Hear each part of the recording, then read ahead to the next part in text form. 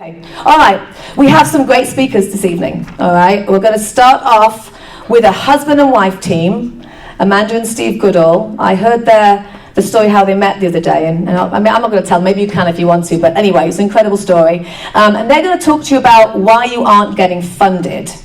Okay, so if any of you have small businesses here and need to raise money, they'll help you understand if you haven't been able to raise money, why. Okay, so big round of applause for Amanda and Steve Goodall. Oh, there we go. Yay! I've done it. Did you get it? I think so. Let me try. Yep. There you go. Yeah. Okay. Thank you. We are non-technical people, apparently. That's who the heck we are. Anyway, my name's Steve Goodall. I have spent the last 30 years actively helping companies and also scaling and buying companies at the same time. I've done them in most industries, aerospace, tech, finance as well. Over the last 10 years, I've really focused more on the consulting side. And this was something that really came out and really came up as an idea to start talking about of like why you don't get funded. A lot of founders were coming to us and saying, hey, I've pitched to like 100 different investors and I'm still not getting anywhere, but my business is the best thing since sliced bread. So there was something going on. This is how this came about. I'm Amanda. I'm on the labor market and career side, and for the last 20 years I've been helping senior leaders and executives build their personal brand, their leadership style, and performance coaching. So obviously, over the years, we've done a lot of businesses together. We've helped a lot of businesses from consulting, auditing, advising, mentoring, you name it.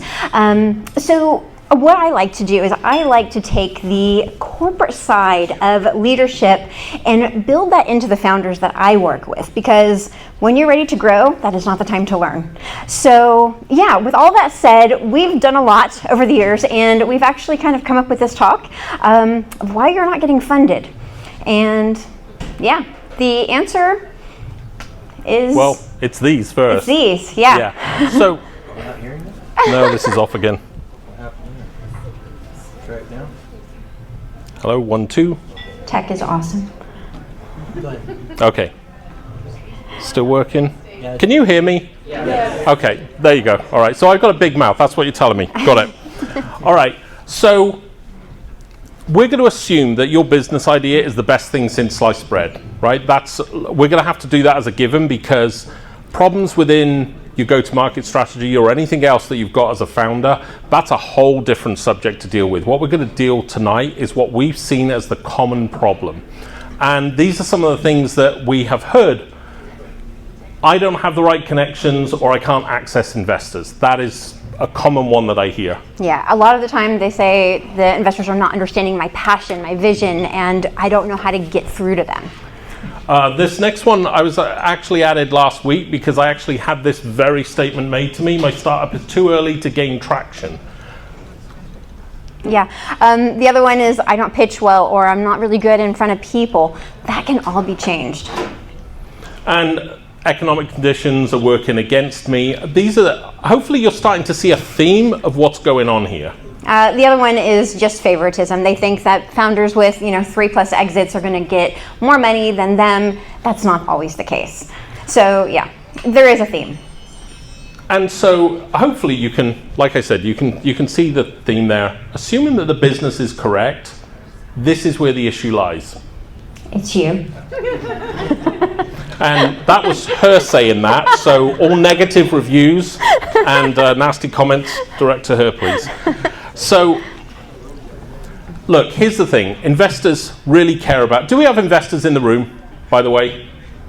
I know you're all going to slowly put your hand up, not to get... Investors care about two things, all right? They're going to care about return on investment and they're going to care about you. It doesn't matter whether you're a team or you're a solopreneur. You have to make sure that the investors realize that you can execute the business that you are pitching to them. And if you can't do that, they're not going to be interested. I have found over the years, each investment house or a VC or angel, whatever you're looking at, they're going to have their own set of rules of how fast they want the money back, how many times X they want as well. These are very important things to actually learn and understand, because doing one pitch the same to every investor is definitely one of the reasons where you will struggle to raise money, because just like you can't use the same line all the time, it's exactly the same with investors. And then obviously the other thing as well is what we're really going to dive into tonight is you and the team that's associated with it. So, yeah, do you want to take these? Yeah, no, so these are some of the things we see. And I would say these are the three most common elements. It has to do with money, who you are, and your team. And that's what builds your business, because if you don't have any of those, you're not a business, are you? So yeah, so let's look at the first one. Know who you are applying to. I see all the time founders just apply, mass apply, cold email, hundreds of investors. They get all these no's and they're like, what's going on? I have a great idea. They're not seeing it. What's going on? That whole vision idea, right? It's not just that. So when you are looking to start applying for funding, you need to know who the investor is. What is their thesis? When did they last fund a company? What companies are they invested in? Who are their advisors? There are a lot of areas that you need to focus on to know them, and you really have to dive in. Research, honestly, when you're starting to apply for funding, is going to be the most amount of time that you spend. Obviously, you recognize a lot of these companies, if not all of them. These are really great areas that you can start researching investors and what they do and who they're looking for, because they're telling you when they're ready for somebody, when they're looking for certain sectors, it's all there. But you have to find investors that fit your profile as a person, because you're going to be working with them really closely, and also as a business in the industry and the sector you're in. So just to follow on to that, and I'm kind of really big on using real world examples. So I had a founder, not last week, the week before, who had paid a company over $5,000 to pitch for them. They were sending their pitches out to hundreds and hundreds of investors. Now, what do you think the response rate was on that? Exactly.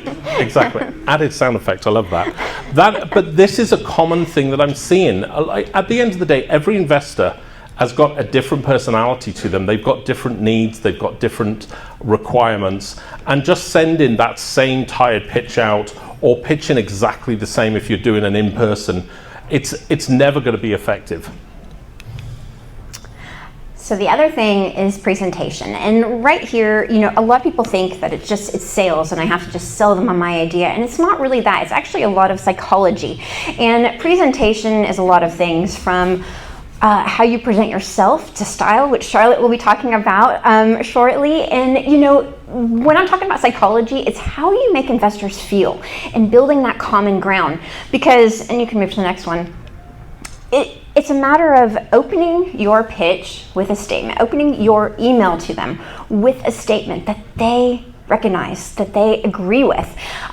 Recently I heard somebody give a pitch and the opening lines were, did you know, did you know, did you know? Well, I didn't know two of those things, so I felt stupid. But that's what you're going to make investors feel like. So that whole psychology, you need to change your angle of how you're speaking to people and really focus on making them understand you and kind of building that common ground, like I said. So something you could say instead of did you know, explain a crazy situation and say, that's crazy, right? They're gonna nod, they're gonna agree, whether they know about it or not. Now you're on the same level with them.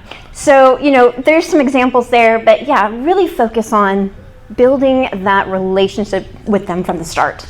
So again, another direct world example. So I was helping some investors in the UK. We had somebody come in and pitch and this will date me a little bit, a broadband application. So we're like, very early 2000s. They started out by asking each of us. There was me and two other gentlemen in the office, and they asked us each individually a question, which I genuinely I don't even remember what the question was, but I had no idea what the answer was. It actually made me feel really uncomfortable. But I know the partners were even more, I don't want to say uncomfortable, but the barriers were already up. The guy started the entire pitch. It was a good product from memory. But the reality was he put everybody on a back foot. Like, he started out, we all basically turned around and said no. So it's like, how does that work? And I know this might sound basic, but you'll be amazed at, like, over the years, I would probably say I've listened to direct funding pitches, maybe 150, and I would say that is a common problem I hear, of like you directing a question that almost forces me to say no. And that's a really, really, from a psychology point of view, I mean, you know, any of the salesmen in here will know, you know, you have 3 no's and it's a problem. Yeah, never sow doubt when you're first starting to speak to somebody. The last one, I'm actually the people person, but you love this topic because you kind of deal with this in a slightly different way. So I'm going to let you talk about this. I'm passionate about this. So team slides, and whether or not it's a pitch slide or whether or not you're talking to investors and it's a general conversation, a few things. Can you stop putting titles to people on when you've got founders decks going on? You don't. Really? Yeah.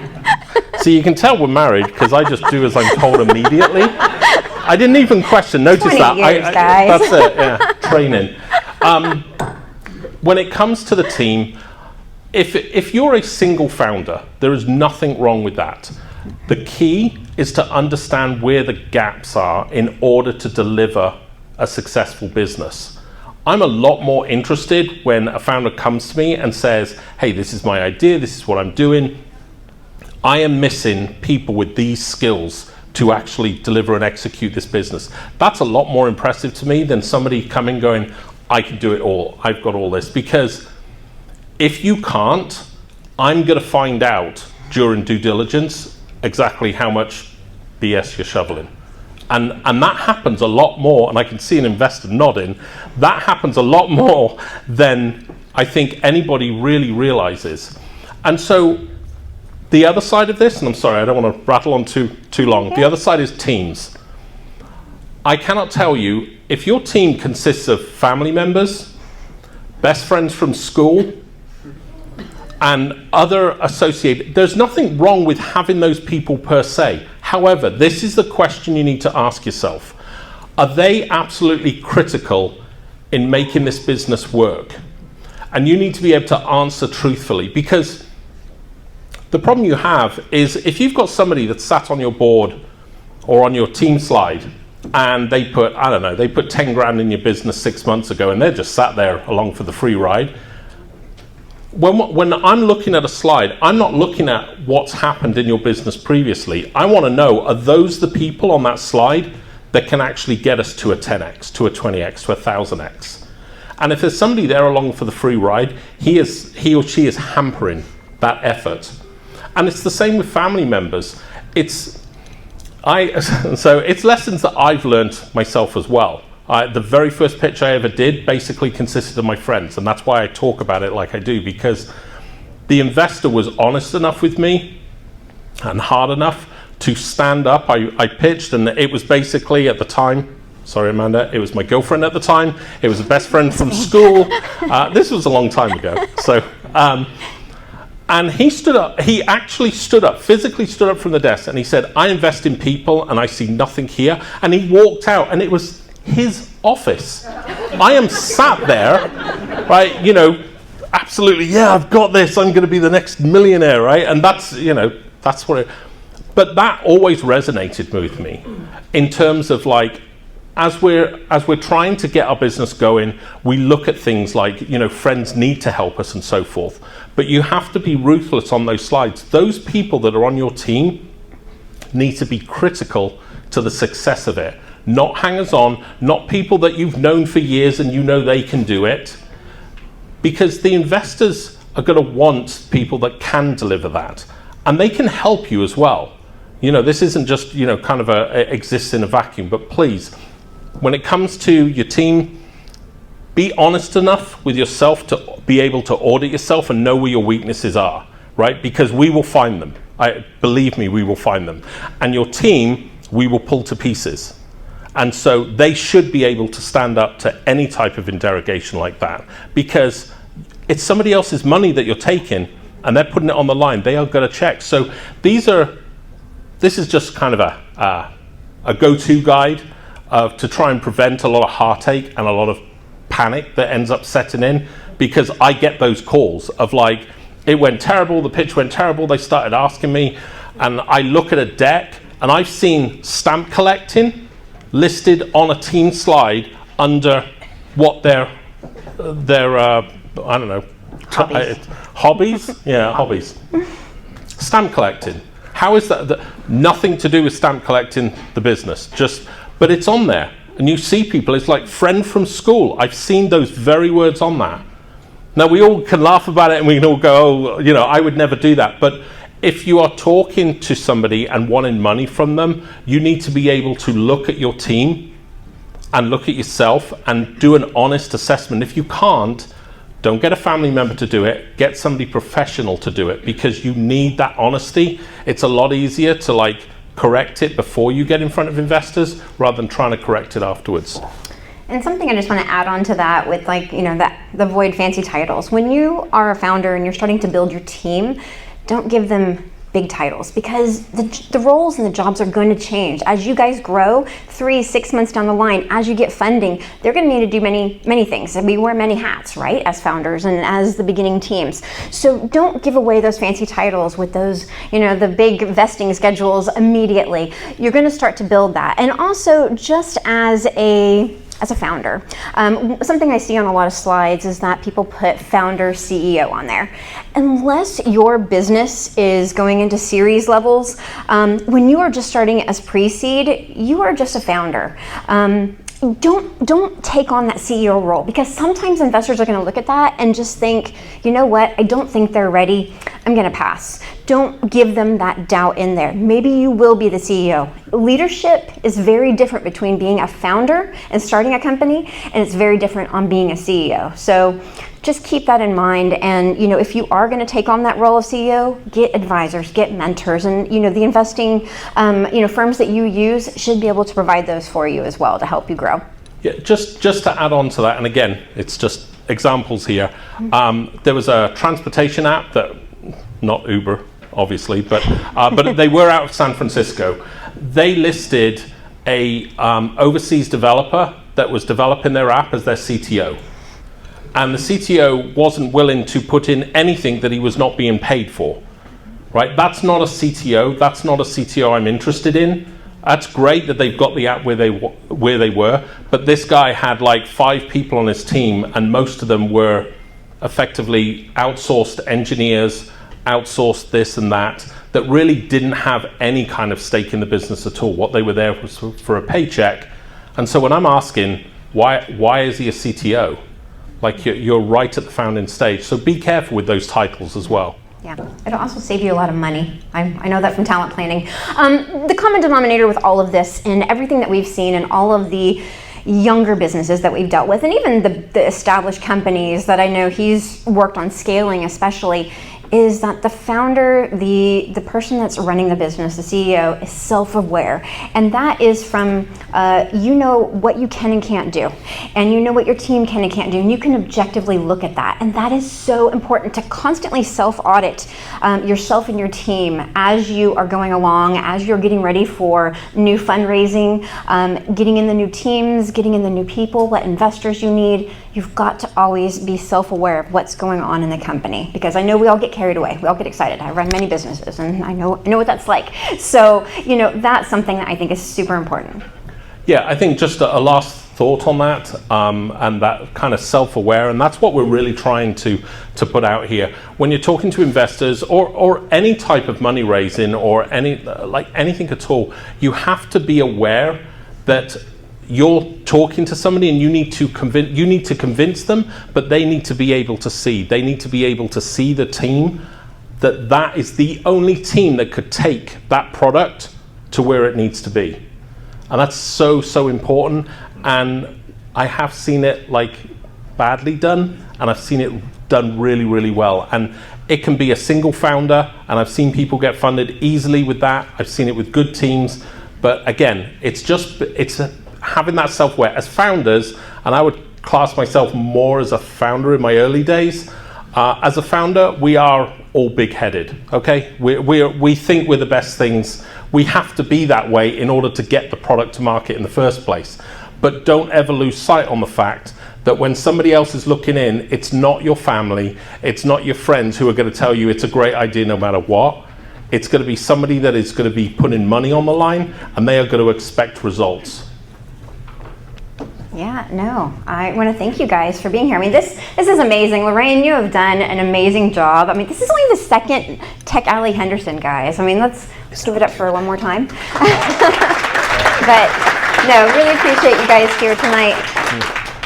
Yeah? Yeah, so any questions? Which is really the awkward thing for me now, because I look out and there's no questions. Yes, there's a question. Gentleman in the back. Oh, gosh. What's that? That's my husband, Steve. What part? Oh, part of it, the proper part of England. What are you on about? London, mate. Yeah, London. Well, okay, so I can hear by... I see, this is where it's going to go bad. Okay, so I was born in Reading. Okay, and then oi, that's enough now, right? And then I grew up in Bracknell. Yeah? Do I pass the test? No. That's a typical Londoner. Where are you from? Croydon. Okay, that figures. Okay, what, the posh end? Yeah. No, the posh. It's not posh anymore. What? Nowhere in Britain's posh anymore, right? Okay. Okay. So, anyone else? Real questions. One over there. Yeah. How important is the pedigree of your team? Meaning, like in the Bay Area, for example, if you were to start something up, you have people that went to Stanford, top schools, it looks better. It seems like it's easier to get funding that way. Do you want to take that? I didn't hear the question. Oh, so how important is pedigree? If they've gone to Stanford, like he's referencing like the Bay Area, and if they've done that? It can be. It depends on the investors. There's a lot of things. Even if you don't have that pedigree, you don't have those credentials, it doesn't matter. As long as you can execute and you can be that person. And I think that's a lot of where the leadership side comes along. And I know that works with a lot of my clients that are executives from their performance coaching. They didn't go to the big schools, to Wharton, to anything like that, Harvard, but they can still do it. So it's a matter of learning. And I think that's kind of what the last slide said. You can actually still learn. So again, it's going to come down to the investor you are using, and some just want it, and some are going to be a lot more open, and some just want the person. Yeah, this comes back to the original point that we talked about investigating who you're going to pitch to and understanding what they like and what they don't like. So if you've got a team full of high school dropouts, maybe don't approach the investor that is just hell-bent on that level. And it really can make a difference, because investors are human beings too. So they will look, and there are ones that are just completely pro the idea of like, oh, you dropped out of college, fantastic, and they'll all go for that. And others are more, no, you have to have attained X, Y, and Z. I will add on to that, just that research, again, when you are looking at for investors, go look at the team. Who are you going to be speaking to? Who are the initial people you have to pass? Go stalk them on LinkedIn, see where they went, get that common ground. Know, and that, again, this is all about that psychology of how to work with them, how to deal with them. Know who you are talking to, because if you do, you're going to make that connection immediately, and that's going to make a big difference. Yeah. Yes. Are there investors that are geared towards youth? Like, I'm working with an 11-year-old to start up a business. Are there Geared towards what, sorry? Youth, like an 11-year-old, somebody that's young, that's Right. their own company? Possibly legal implications into that. I think China's got it buttoned down. But, I'm sorry. See, there's no point in you asking questions. This is why I'm not allowed to speak. Okay, right. So here's the thing in that circumstance. Again, it would be very easy to check, especially on LinkedIn. That would actually be a good place to see if they've done any kind of more like I've got to word this. Child-focused businesses. Yeah, youth. There we go. Thank you. Yes.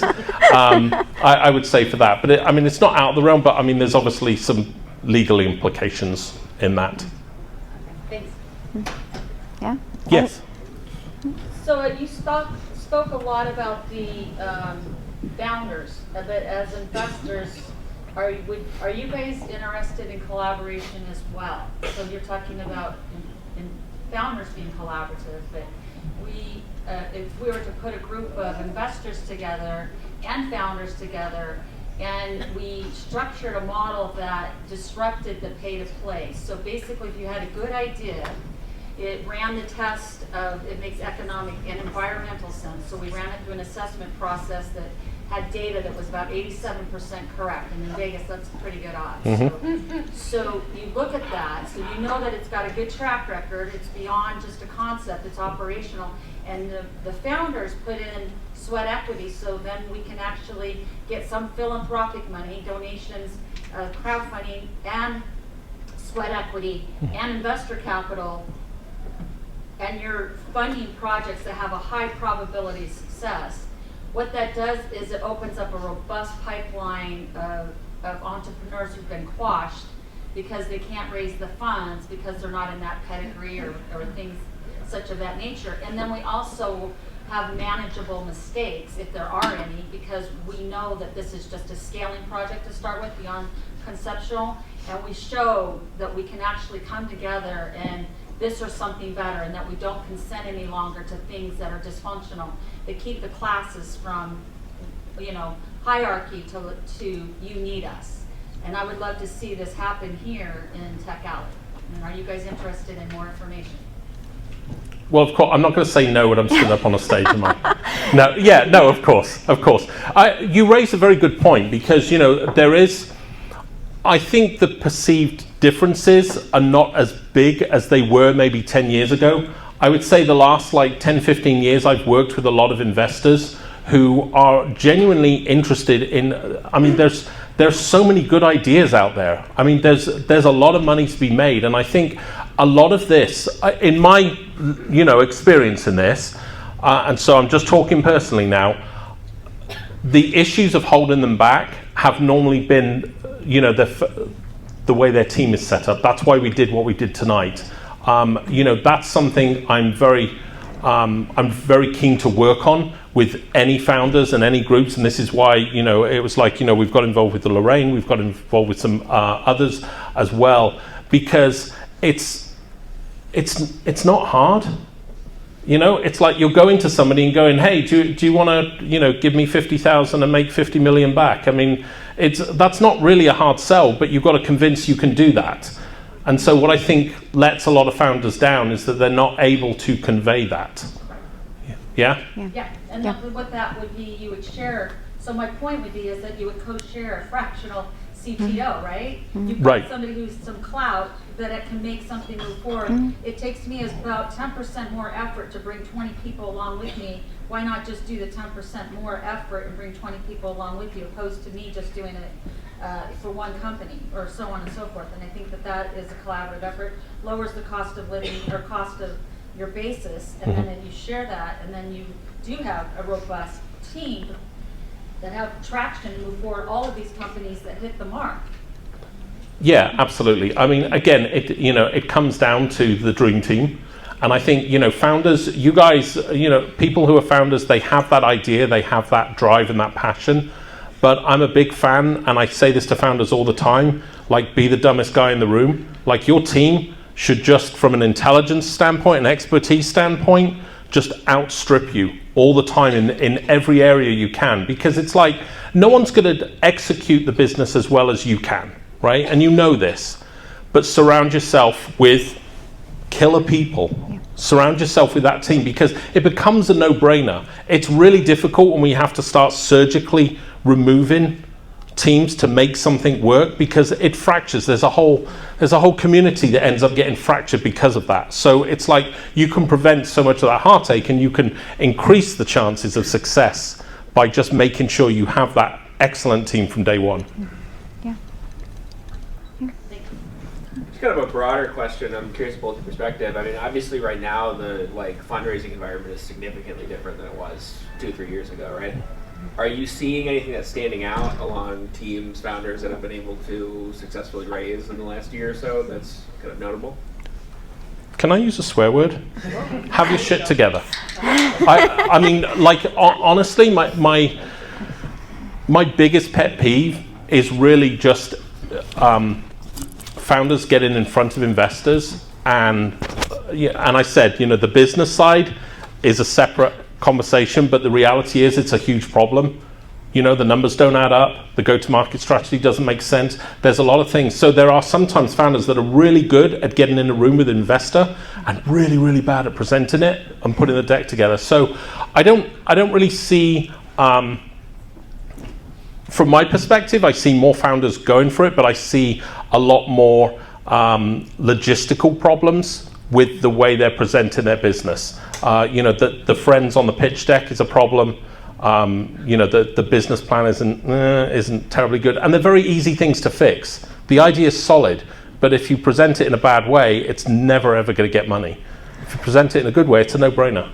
I would say, just dealing with some that are in fintech right now, they're not afraid to go after this, and they're going big or going home. And so that whole get your shit together, very accurate. It is a case of talking to the most amount of people, because the more advice you get from the ones that are higher up, the more likely you're going to get introduced to the right people.